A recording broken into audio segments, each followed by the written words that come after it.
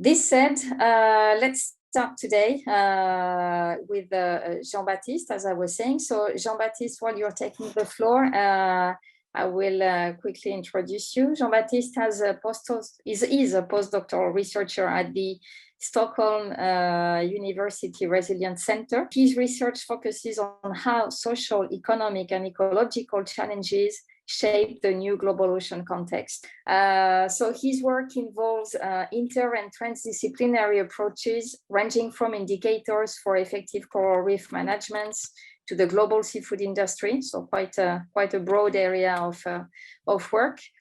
He's also looking at the role of transnational corporations and how the financial sector can contribute to ocean sustainability. Jean-Baptiste recently graduated as a joint PhD in sustainability science of the Global Economics, Dynamics and Biosphere program at the Royal Swedish Academy. Congratulations. The title of your thesis, Jean-Baptiste, if I'm not wrong, was The Anthropocene Ocean, Risks and Opportunities for Global Sustainability. So that's quite an impressive CV for a young man. Jean-Baptiste, the floor is yours. We're going to go through 3 presentations actually, and after each of these presentations, which will be about 10-15 minutes, we will have the opportunity to have a Q&A with you. So the first one is going to be about blue acceleration and is going to be setting the stage in a way in terms of limits, impacts, and equity issues when we look at the global interaction between humans and the oceans. Jean-Baptiste, go ahead. Thanks a lot, Chantal, and good morning, everyone. This was a very kind introduction. So I think that on Monday, I was attending the course on Monday too, and they was kicked off with a quiz on Venice, and I really enjoyed realizing how little I knew about Venice. And so I thought, let's do it again, not about Venice this time, but about the ocean, with like 5 broad questions on the ocean to get us started as a little game today. Before, as Chantal said, we zoom into kind of a set of 3 different presentations, setting the stage of the new reality of the ocean, then looking at the industry side of it, and then reporting specifically on one of the process that we conducted with large corporation in there. But Martina, maybe can you first display a little quiz? So 5 questions. It would be fantastic if you guys get a chance to actually answer those. How much of the ocean lies beyond national jurisdiction? That's the first one. When was the United Nations Convention of the Law of the Sea signed? It's also called the Constitution of the Ocean. What is the largest employer among ocean-based industry?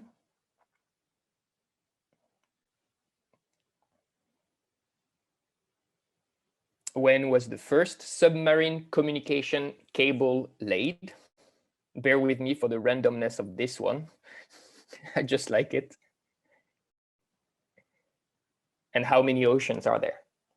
So take your time. There's only one good answer, theoretically. All right. So how much of the ocean lies beyond national jurisdiction? 66%, 2/3 of it. Congratulations. That was an overwhelming response. That's good. When was the United Nations Convention UNCLOS signed? 1982. This is the good response too. It was signed in 1982. A bonus question would have been, when did it enter into force? Because that was not before 1994. So it took actually 12 years from when it was signed to actually enter into force. And keep that date in mind, though, the 1982, because we'll get back to it, seeing like what the ocean looked like back then compared to what it looks like now in terms of space and activities. So a good one to keep in mind. Oh, sorry, don't you see the result? I thought everyone was seeing the result.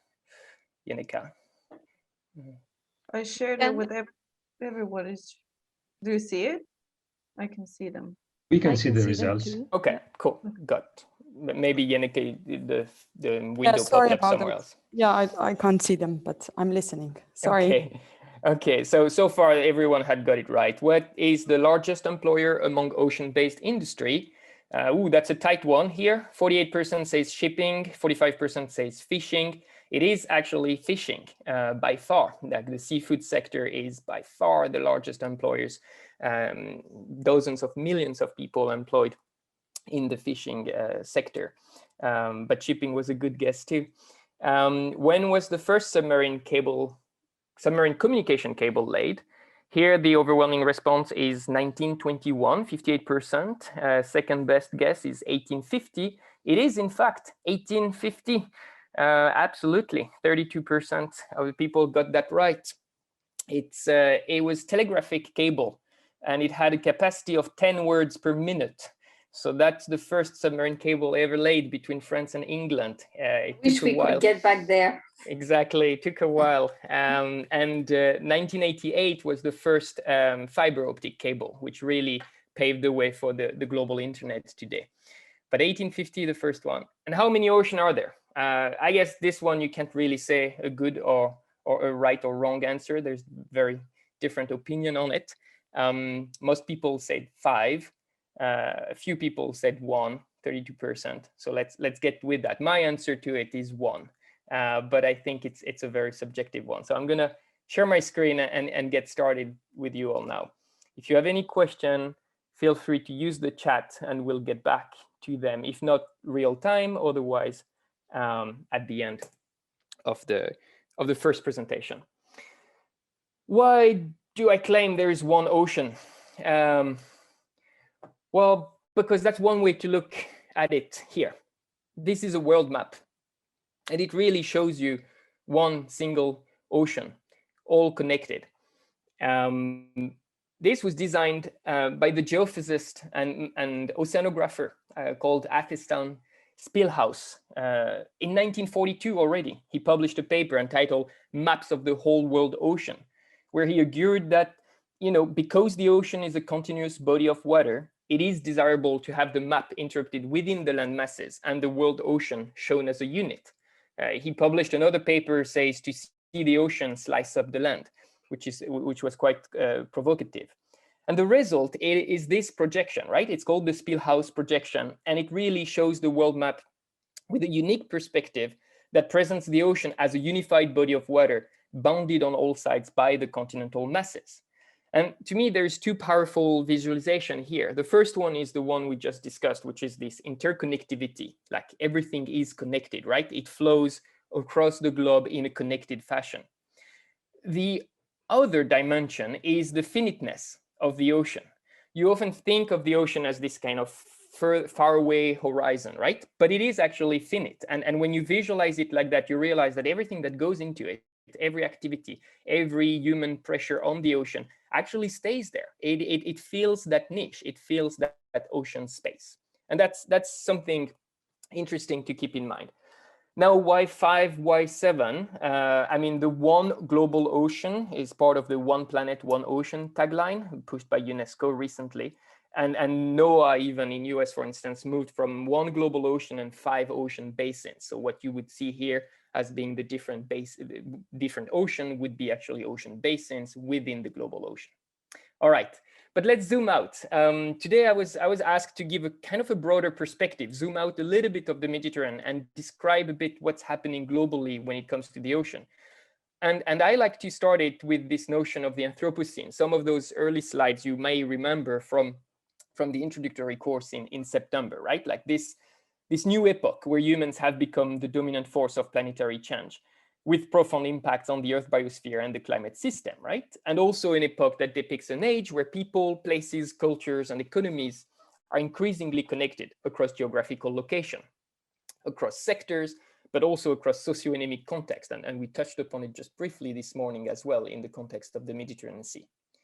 So given that, like a key challenge for humanity is to understand its role as a dominant force of planetary change, right? And how to move it into a sustainable trajectory.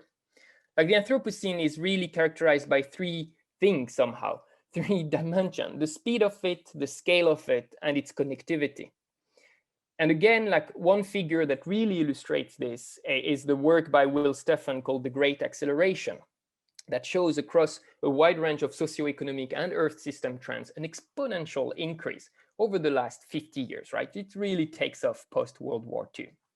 And that has consequences for the planet, not least on the land scarcity, on the depletion of resources, And in parallel of that growing pressure, you do have a rapid technological innovation. And we see it a lot in the marine domain that basically gives us access to a realm that was unthinkable, barely 30 years ago, maybe. I'm thinking about the deep sea. I'm thinking about the prospect of deep sea mining. That's what you see on the top left corner here, or this rapid development of offshore aquaculture.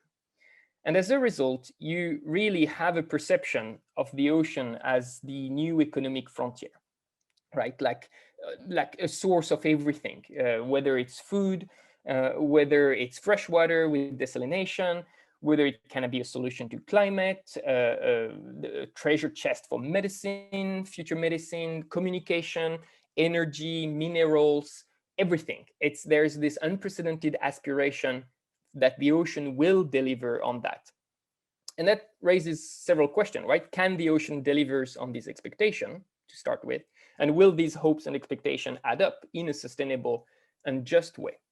So all those aspirations, they can be synthesized into three fundamental basic needs for humanity, right? Food, material, and space. And here, under each of those categories, you can see all the claims that humanity is making on the ocean, right? Whether it's direct food consumption or using seafood for feeds and nutraceutical, and again, hydrocarbons, minerals, fresh water, and using the ocean space for shipping, for communication cables, for tourism, for building artificial islands, renewable energy, and so on and so on.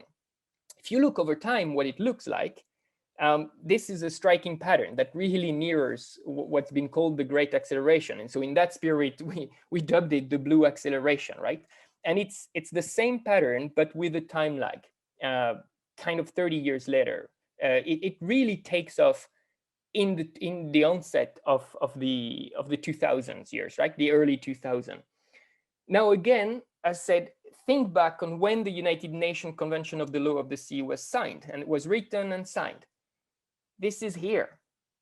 So you had no fiber optic submarine cable. You had barely any marine protected area. You had 500,000 passengers for cruises compared to 32 million today. You had 0 patents on marine genetic resources. Barely any shipping containerized shipping. No mining, deep sea mining licenses, and so on and so on. So the ocean seascape then was very different from what it looks like today. And if you just look at the last 20 years, this is what it actually looks like. Massive increase, like 140% increase in marine aquaculture, 235% increase in shipping, 644% in marine protected area, 28,000% increase in offshore wind farms. So there's really something happening here. It's like a new phase in humanity relationship with the biosphere and with the ocean in particular that exhibits a phenomenal rate of change over the last 30 years with a sharp acceleration really characterizing the onset of the 21st century. And that is the new reality of the ocean. So I like to call it the Anthropocene ocean, in the sense that it is really something that wasn't there before, that is unique to the last couple of decades. And there are many ways to look at it. And for the sake of today's, I thought of 3 dimensions that I would like to raise. The first one is the limits to this blue acceleration, right? When you see all those curves, intuitively, you get a sense that it can't just keep going up like that. And we're seeing that. I mean, one iconic example is the seafood production, right? On the left, you have the wild capture harvest over time. And it peaked in 96 actually. And it has been declining since then, despite an escalation in the global fishing effort and improved technology allowing to fish deeper and farther. And on the other hand, on the right, you see the rise of the aquaculture that has been compensating this kind of plateauing wild capture and really providing for a growing food demand. And it's not specific to seafood. This is oil and gas production across depth and over time. And you're seeing, so liquid stands for like crude oil and liquid gas, right? In opposition as natural gas on the right. And you're seeing like the shallow below 125 meters, the deep and the ultra deep production. And this is basically the production is sequentially moving towards greater depth as new technologies emerge and allow that, but also because shallow water fields begin to stagnate or decline, like you see it with the crude oil production in shallow fields that have started to decline after peaking around the year 2000, right? So then we moved increasingly to deep, and now very recently to ultra deep. So there is this sequential progression. Another way to look at it is taking a case study, and I purposefully did not focus on the Mediterranean. I thought I would bring you north to the coast of Norway this time, but much of the same dynamics could be explained and visualized in the Mediterranean context for sure. But here I'm focusing on the North Sea and Skagerrak management area. It is among the world's most heavily trafficked region. The seabed contains large oil, gas, and mineral reserves. It is a major commercial fishing ground. It is an aquaculture hotspot with a lot of the salmon farming operating over there. And it's, of course, with all the Norwegian fjords, like a hotspot for tourism and cruise tourism. And if you look at the integrated marine spatial planning for the region that was released, the first draft was in 2013, and they have been refining it since then. It predicts a 5-fold increase in salmon production by 2050, a 5-fold increase in cruise visitor, a 4-fold increase in offshore wind farm capacity for the whole capacity of Norway. It projects an increasing growing oil and gas production and also increasing seabed mining licenses. So you really have all those activities that are planned somehow in isolation of each other, right? And that have their own trajectory of growth. And of course, that leads to two types of conflict. And this was really nicely put by Jouffray and Eller in a paper already a decade ago, where they characterized the user-user conflict and user-environment conflict, right? And so the user-user conflict, it results from the incompatibility of many ocean sectors and the foregone opportunity of one in the wake of the other. So if I do, if I'm drilling for oil here, I'm not going to be able to have bottom trawling fishing the same way as cables or wind farm will interact with other sectors. And then, of course, the user environment conflict results from the cumulative and aggregate environmental impact, like eroding the biosphere and the ecosystem that itself provide those services. Now, as the ocean space becomes progressively saturated by different claims, interaction and conflict among them intensify, which paves the way for new risks to emerge and regime shift to occur. And I think before getting into the impact dimension of that, an interesting and very recent example of such emerging risk would be what happened to the cruise tourism, right, in the wake of the COVID-19.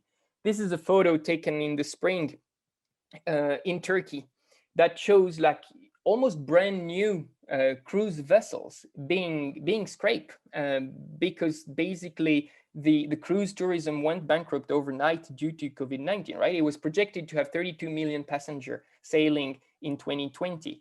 And I mean, this is not even a fraction of that. So you have here colossal ships complete with swimming pools, theaters, high-end restaurants that are now being pulled apart. This is 5 of them. A few weeks later, one single company sent 13 vessels of its fleet to basically be scrapped.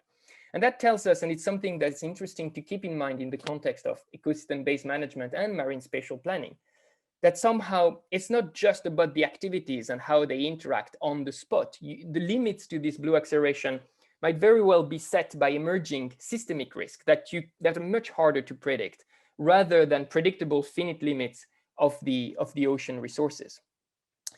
Now, I mentioned it. I mentioned the user environment impact. So I'm going to move to it very quickly because you all know that. But another dimension of this blue acceleration is the impact, of course, that it has on the environment, right? If you look, this is a kind of a similar curve trajectory, but focusing on the impact and showing the percentage loss of core cover, mangroves, the number of vessel strikes on whales, and the exponentially increasing number of dead zones due to pollution.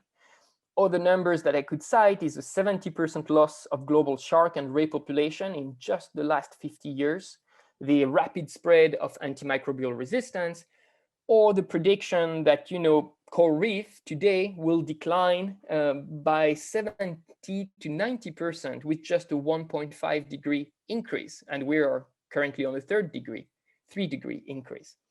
So clearly something is happening there. In seafood, it's the same thing. This is the famous FAO. Every 2 years, they release that, showing that the proportion of stocks fished unsustainably is rapidly increasing. It's now accounting for close to a third of all commercial stocks. A recent paper by Carlos Duarte and others 2 weeks ago characterized what they call the soundscape of the Anthropocene ocean, which is the increasing noise happening in the ocean and disrupting the fauna because of this wide range of different activities, from mining, from pile driving to build those infrastructure, from vessels, sonars, and so on. And somehow it can be captured by this global map from Ben Halpern and others in 2019, really quantifying the global cumulative human impact on the ocean. And needless to say that the Mediterranean looks very red here, the North Sea as well, and some other areas, right? Increasingly impacted. What's striking is that less and less of the ocean is actually untouched somehow. And now to finish this first broad picture, seeing like the third dimension, which is equity. So we talk about this blue acceleration, and the question is who's benefiting from it, or rather, if I must say, who's not benefiting from it. And so there is really a growing awareness about the notion of ocean equity, with a bunch of publications. Here are only a few ones, either showing that wealthy countries dominate industrial fishing, but that this is happening at the expense of small-scale or traditional user of the ocean space. There's this notion of ocean grabbing, of commodification of the ocean, and we can talk about that. No later than 1 week, this came out last Wednesday by Andrés Cisneros Montemayor and others, again in Nature, that provided a framework for what they call the blue economy capacity. And when they use blue economy here, they really mean like not only a sustainable, but also an equitable ocean economy, right? And they call attention to the social equity dimension of it, the environmental sustainability, and of course also the economic viability. And they really try to map how you can have where and how you can have those three components, because any single of it won't be enough to have a true blue economy. There's also the narrative of blue justice, that's like, again, looking back at traditional users and small-scale artisanal users of the ocean. And this simplistic framework, but nevertheless useful, from Bennett and others a couple of years back, looking at the interplay between government, civil society, and private sector in really having what would be called an inclusive governance of the ocean economy. I'll stop here, because the next thing we'll discuss is specifically one of this item, which will be the private sector in that realm. Thank you. I'll stop sharing my screen if we can engage in a couple of questions. Thanks a lot, Jean-Baptiste. Very, very impressive numbers and graphics, I have to say. I see there are questions already in the chat, but as we said, first we would like to give the floor to people in the room. Is there anyone who wants to raise their hands and we can take your questions?